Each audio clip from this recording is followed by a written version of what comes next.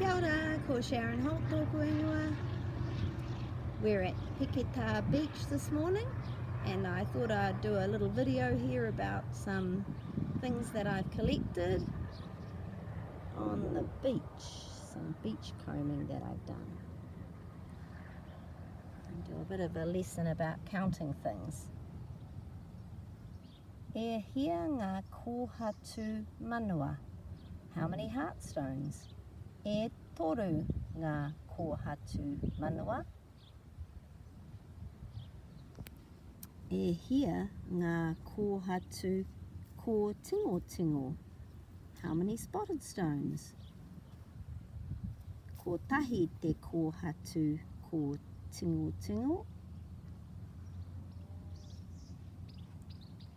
E hia ngā kōhatu tā heke heke.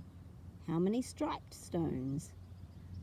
Ko hatu tā heke heke.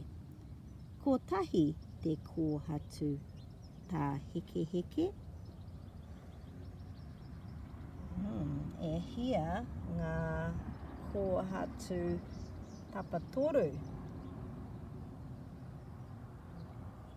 Me kaute ngā kōhatu tapatoru. Tahi, rua, toru, whā, rima, ono, whitu, waru, iwa. Tahi, rua, toru, whā, rima, ono, whitu, waru, iwa. E iwa ngā kōhatu tapatoru. 9 triangular shaped stones. Titiro ki tēnei kōhatu. Look at this stone. He kōhatu taimana. He kōhatu taimana.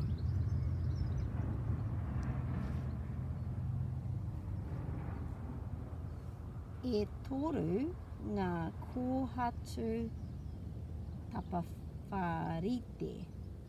3, there are 3 square stones.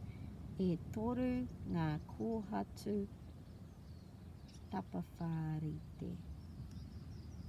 E hia ngā kōhatu tapawharoa. Ko tahi te kōhatu tapawharoa. So the last thing is, if you want to talk about the shape and the colour together, it's not similar to, in English we might say, what would be an example?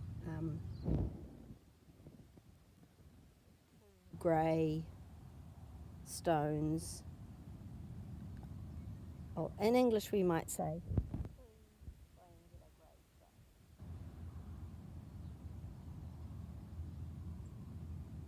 and 7 triangular white stones. So in Māori we would say, we would ask, e kōhatu tapatoru mā hoki. How many stones that are white and triangular? Tahi, rua, toru, whā, rima, ono, whitu. E whitu ngā kōhatu tapatoru mā hoki.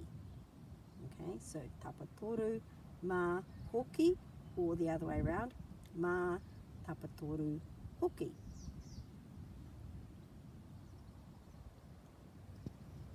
There's the beautiful beach again. Ka kite.